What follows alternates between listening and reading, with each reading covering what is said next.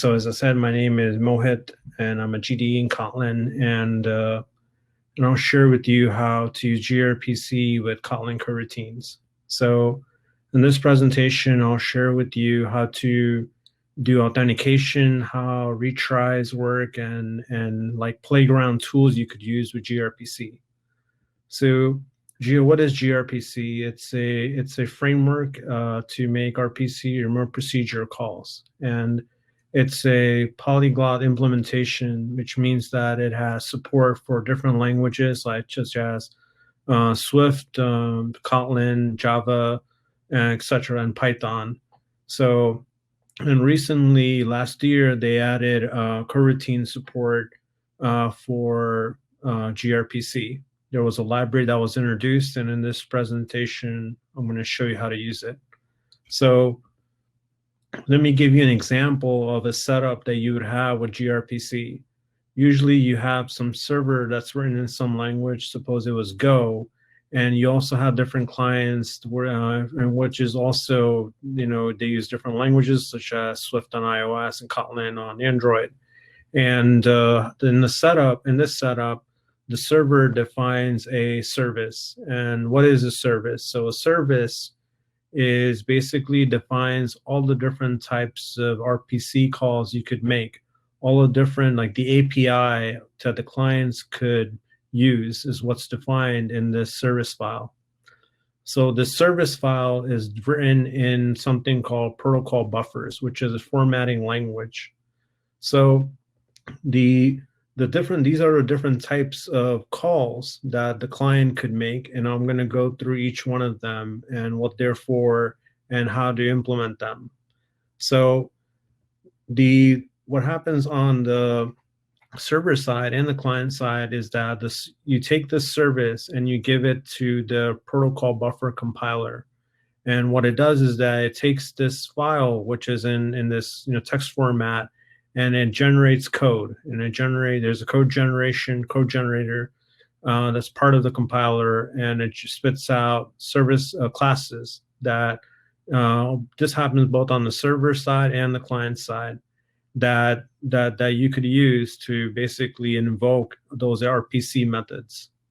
So on the server side, what happens is that it takes the service file, it takes this protocol buff file, and in the server side, you'll inject logic in there to basically handle any incoming requests. So you're basically going to add your own logic in the service generated class.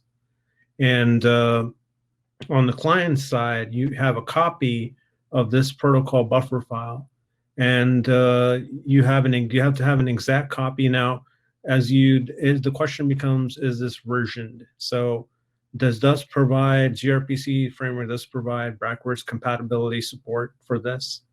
So on the client side, when you have a copy of this service file, and from it, you have the same process where there's a Gradle plugin for protocol buffers.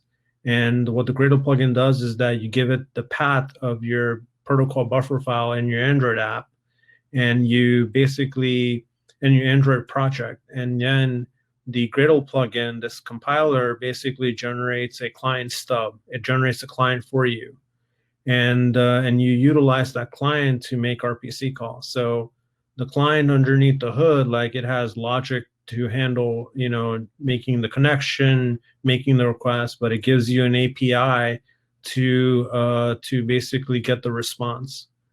So this client sub, it's a generated class, and it also generates like classes for what the response is going to be and what requests that's just going to send out, that you could send out. So this is the client stub, and when you make an RPC call, any type of RPC call it's made using HTTP2, which is important to know because on your server side, you have to be able to support like HTTP2.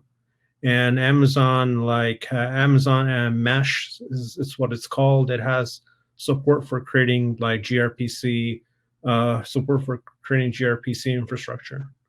So how do you, on the Android side, consume a gRPC service. Suppose you had a server set up, backend set it up for you. How do you set it? You consume it in your Android app.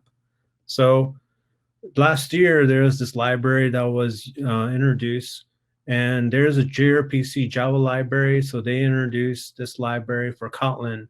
And what's unique about it is that it basically generates an API for you that's based on coroutine, meaning it uses suspending methods, it uses flows and you could use coroutines with gRPC with this library. So this library, suppose I want to use this library and I need a use case. And suppose you have hypothetical use case where you're building an app a location-based app that tracks your route. And what you could do in this app, the use case that you have is that you could get based on a particular location, you could determine what place is there. And you could also check into a particular place on the map. And you could specify an area, and like in the area in the red here, you could specify that I want all the places in this area. You could find, for example, a certain location. So you could also chat with other people at a particular location. So suppose you had this use case and you wanted to implement it with gRPC. And I chose this use case because I'll show you how to implement all of these different things with different types of RPC calls. So how do you do that? So the first thing that you have to do is that, on the server side, you have to specify a service and using protocol buffers. So protocol buffers is an interchange format. It's a language, formatting language that you could use to specify different messages that will be received different RPC calls. So how do we utilize this? So to do this, on the server side, you would basically have a profile in which you have to specify inside of it what version of protocol buffers will you use. So there's version 1, 2, and 3. Version 3 has new features that version 2 doesn't have, but there is backwards compatibility support for some of the features. So in there, to specify your service, you use the service keyword, and in this case, I have called my service places. And inside of this curly brace, I'm going to specify what RPC calls I'm going to make. So let's start out by looking at the simplest RPC call you could make, which is a unary call. So a unary call, how do we implement this example use cases in a unary call? Suppose on the Android side, you communicated with the server and you gave it a latitude and longitude location, and I want the server to return me back what place is at that location. How do you implement that using a unary RPC call? So in order to do this, I'm going to send a location to my server, and I want it to return me a place. So in order to define that, every RPC call begins with the keyword called RPC, and you specify in there, like you would like in a programming language, like a method, you specify what is the name of the RPC call. So the reason why this is important, because this is how it will translate this into an actual function when the compiler generates code from it. So it takes in what location, the location that I am going to give on the client side, and I want my server, so I'm using the returns keyword, I want my server to return me a place. So this is the simplest RPC call, very much like a get request REST method. So how do you specify these message types, the location that you're going to send, the place that you will get back? In order to do that, you use the message keyword and you specify the message name, and you specify in there what fields will be part of the message. So in this case, you have two things that the client will send for location, latitude and longitude, and you have both of them have a type. So in protocol buffers, it has a list of types that map to specific types in a language. So a double maps to the double object. When if you go into the developer documentation, you'll see a mapping of all the different types in 32 and 64. They all map to specific types in the language that you're targeting. So this is how you specify a message. Another thing to note here is that each field in the message basically has you'll see each field in the message is numbered incrementally. So you'll see 1, 2, and this is used in the encoding process when it encodes this into bytes. And each field, and it has to be incremental, 1, 2, and 3. And so this is a simple example of a message. So let's look at how we define this place type. In the place type, what we have here is that we have the name of the place, but I could also reference existing types, like as I did here, location. What location is that place in? And I could also specify an enum that could specify what type of place this is. Is it a landmark, a golf course, a restaurant, or a retail store?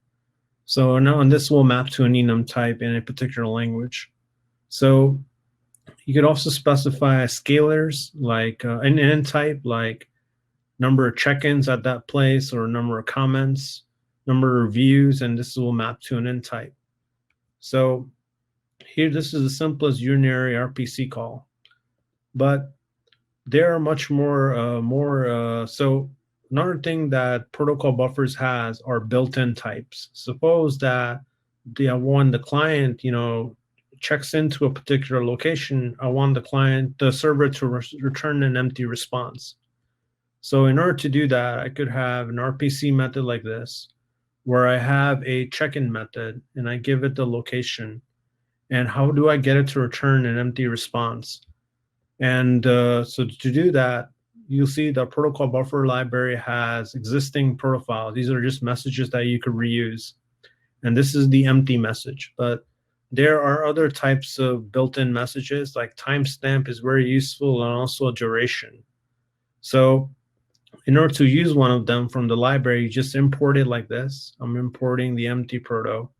And then I specify that I want this RPC call to return an empty response like this. So this is a way to use well-known built-in types from protocol buffers. So what makes gRPC powerful and the motivation that you usually people would have to use it are the streaming capabilities, server streaming, client streaming, and bidirectional. How do they work? So how does server streaming, how would you implement that specify that as an RPC call? So suppose in my use case, I give it a cluster of locations and I want to get a list of stream of all the places in this area. How do I implement this? So in order to implement this, suppose in this use case, I want the client to give a cluster of locations and the server returns a stream of places. In order to implement this, this is how you do it. This is an example of a server-side streaming call. So this RPC call is called list places, and I give it a message of the area, which is a set of locations, and returns me a stream of places. So there are a couple of things to note here. One is that I created a new message, which is basically I'm referencing existing messages in there, like location, 2 locations. That's what I'm going to give. But when you look at the return, it says returns, and then there's a stream keyword. So you use the stream keyword anytime on the request side or on the response side, anytime you want to stream something. And I want to stream basically place messages. So this is a server-side streaming call. And we'll look at how this gets translated using coroutines.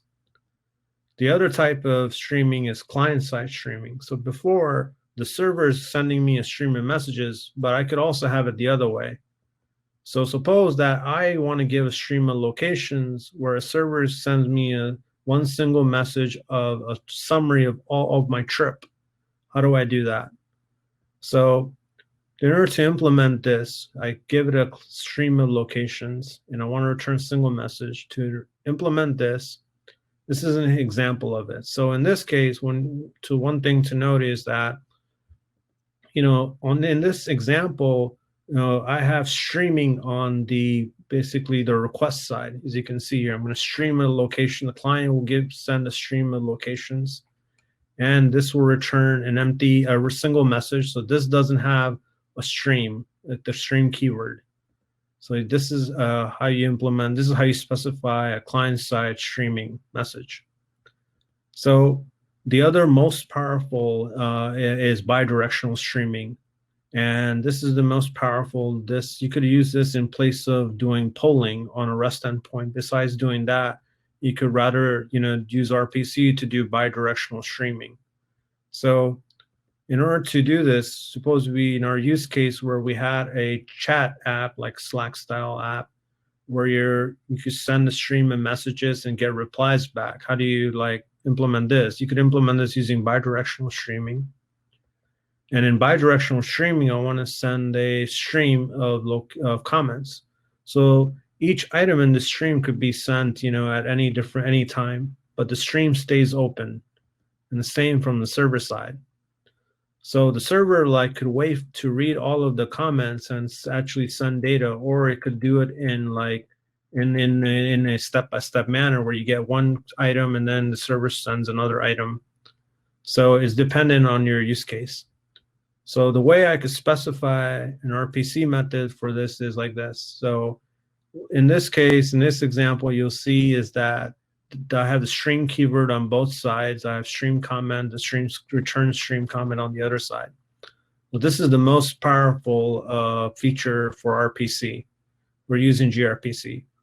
So as you can see, I have streaming on both sides with the stream keyword.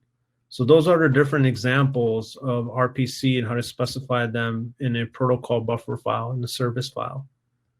So how do we now generate code? What code is generated from this? So on the server side, you'll see that from this file, basically you'll have a copy of it on the client side. That this file over here, you'll go into your resources and add this protocol buffer file. So the way it generates code from that on the Android side is by using a Gradle plugin, a protobuf Gradle plugin. And this plugin has a compiler, and it takes that file and generates classes. And it also generates coroutine bindings for each RPC call. So it goes in there, and it takes the buffer file, and basically from there, you'll see in this example here that it's generating a message for a builder. So this is what it will look like when it takes the location message and generates a Java class. So unfortunately, there isn't support for generating data classes right now in the protocol Gradle plugin, but that's still in the works. There is an open issue for that. So you could use it. You would build a response that you will send a message like this on the client side using this builder. So there is an open issue in the protobuf repository for setting up Kotlin support for messages. So on how does it translate the RPC calls?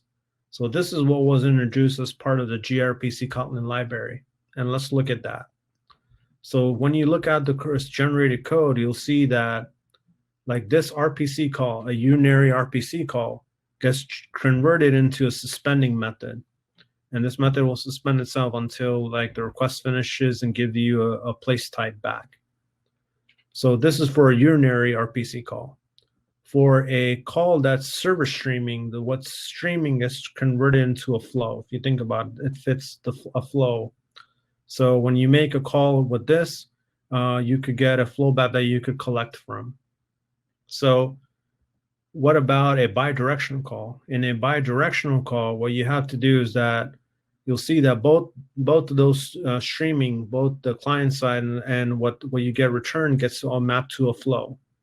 And so you have to generate in your Android app, create a hot flow, that you could push comments to, push item messages to, that you feed it into this RPC flow, RPC call, and then you could read from the flow that you get back from the server.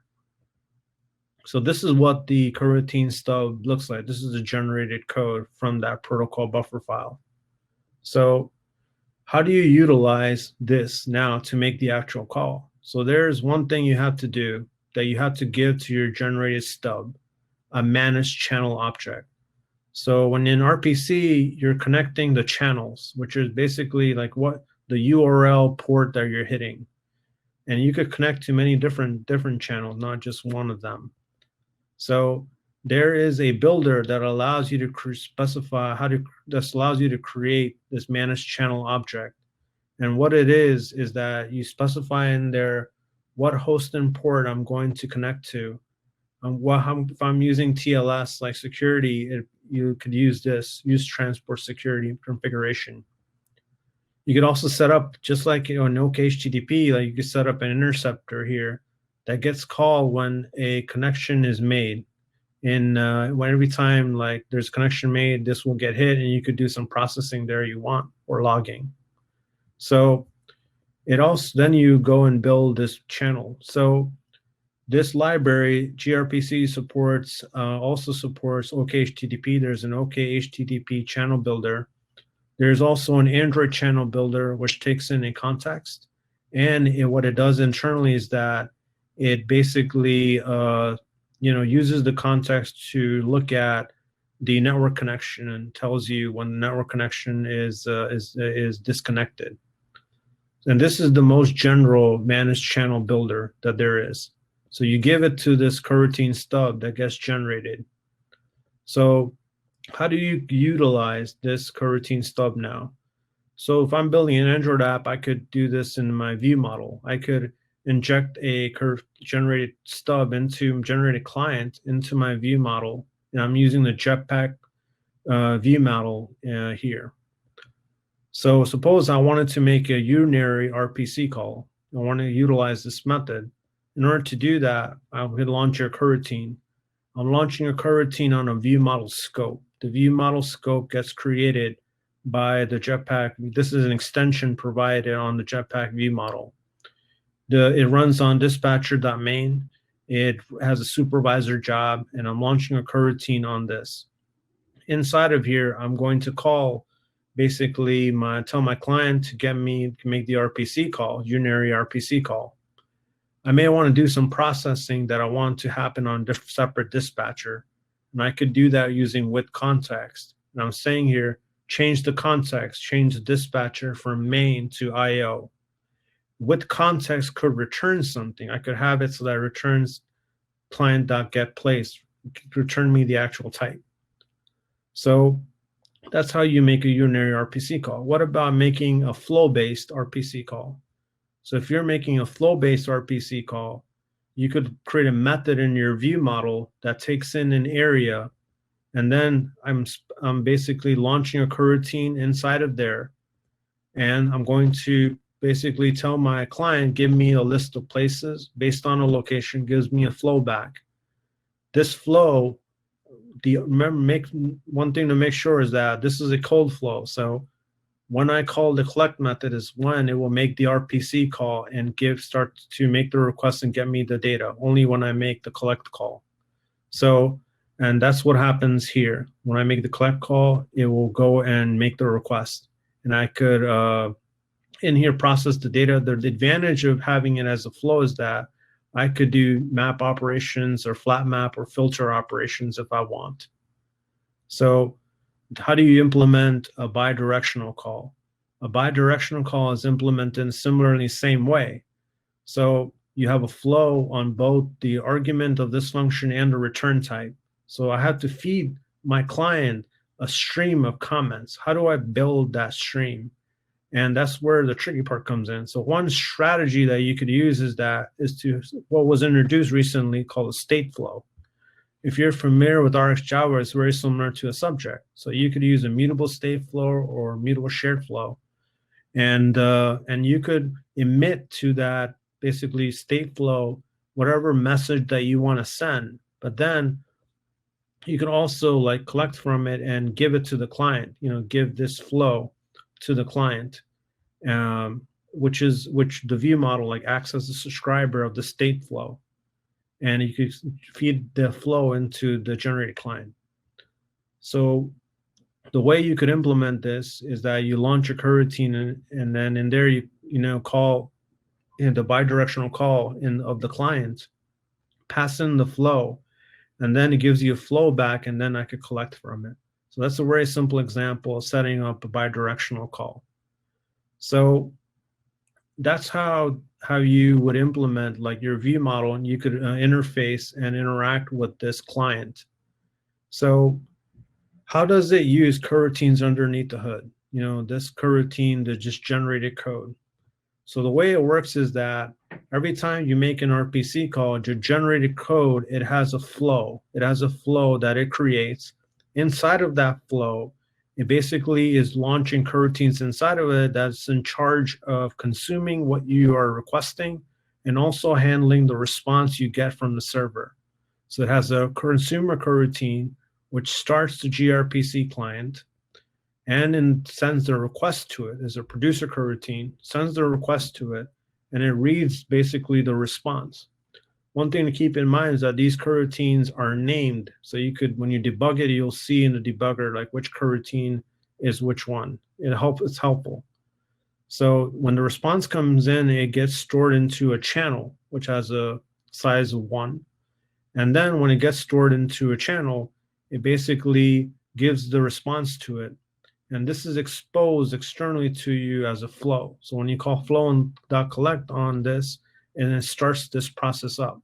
One thing to note is that this was built like pre-Stateflow. So it's in the process of hopefully being updated to using Stateflow. So that's how, the coroutines work, how it sets up, RPC calls, inside of the generated stub. And you could view that code. It's useful for debugging. So how do you do authentication? So the way you do, that's how we looked at the basics of doing RPC and how do you do authentication. The way there are different types of authentication methods, and I'll show you how JWT token authentication works. So suppose that in the RPC call, I want to send some metadata. I could pass in some token as part for authentication for the metadata. And the way you do that is that there's a metadata class that's provided to you. You could add in some payload to it that you want to send before the RPC call, as part of the RPC call. So the way you do that is that, and when you configure your channel, there's a method to add in call credentials. And in there, you basically instantiate a call credentials object. You basically give in there a metadata in there, and you create your metadata in there, the token that you're going to pass in for authentication, and you supply it as part using this method. So what this will do is that every time the RPC call happens, there's metadata sent, which has the token inside of it. So that's how you do authentication. It's very simple to hook up. Last thing I want to talk about is how do you handle errors? There is a possibility when an RPC call is made that there's an error happens and you want to do a retry. So the way you could do that is that there's a configuration on the channel to enable retry, like in this example here. And the way this works is that suppose that the client app, makes an RPC call to the server basically fails for some reason. What happens is that the client internally in the library has handling for that failure. And when it detects that there's fails for some reason, it will go and retry. This happens when you enable that retry configuration. And then when you get the success response back, you'll get it here on the client side. The downside is that you won't be notified when the retry is happening underneath the hood. There isn't a callback like a method to hook into that because of the design of it. So you could specify, like in JSON, convert this into a map, like a number of attempts you want the library to do, the backoffs you want it to do, and when you want it to retry. And you could pass this in to the managed channel object. The last thing that you could do, and which is called hedging, and what this is for is that you could basically give to the server multiple RPC calls and to see which one gets hit first. And the way it works is that when you enable it, it basically sends copy of multiple RPC calls on whichever on server side, whichever microservice handles that. In the first one that handles the returns, gives you the result back, but it also cancels the existing copies that it sent out. So that's what hedging is for. And similar to retry, you could set up basically number of attempts that you want to do and delays. The last thing I want to share is a tool called BloomRPC, and I'll share a GIF of it. This our tool is very similar to, like in GraphQL, playgrounds. The way it works is that whatever Perl file that the server gives you, you basically add it here. You'll see in this UI, it shows you like what methods are available, and you could like stream, and you could, without writing code, send a response, and then it will give you the result back. You could see here, this is a server example. We have stream 1, 2, 3, and 4, and it's giving you basically each item that was emitted part of the stream. So this is a very useful tool that's very useful for debugging and for testing out RPC before even writing the code. So I recommend looking into BloomRPC. It's a Mac app that you could download.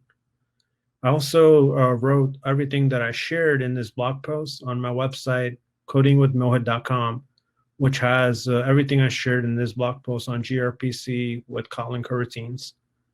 So I also have extensive articles on how to do unit testing and to use flows on both backend and on Android. And if you have any questions or if you need help implementing that gRPC, I could help you I'm very happy to help you. So I hope that was useful in implementing gRPC. Thank you for listening to my talk. You could check out my website, codingwithmohit.com, which has a lot more blogs and talks on coroutines and gRPC. Thank you. Thank you, Mohit. That was super awesome. Got lots of kudos popping off in the chat.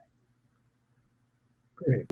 Time to take some questions. I think we have some questions in the Q&A tab. All right. That's okay. The first question is what problems with client server does gRPC solve? That's a great question. So, the problem is so one motivation is bidirectional streaming. And that's the problem that I found that it solves for me, is that, I want a framework where I could stream messages to the client. And so that was what it solved, problem that it solved for me. Giving me a framework to be able to do bidirectional streaming that REST doesn't give that well. So, and also like retries and hedging is very useful. So the view model example, so the other question is, I hope that I answered that question, Ed, to you that well. The other question is, the view model example you showcased was launch a coroutine on IO dispatch. Does that mean gRPC by default blocks the main thread? That's a good question. So the generated code does not block the main thread. The reason why I did IO was basically a good practice. So you may want to do some processing on what you get back. So that's why, that's a good practice that I personally follow. I hope that was useful.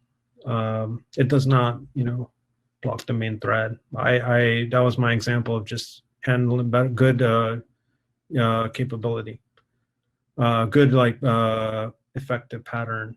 So when dealing with messages, what's the best way to deal with refactor? Because if we ever remove a field with certain ordinal, wouldn't that break retro compatibility?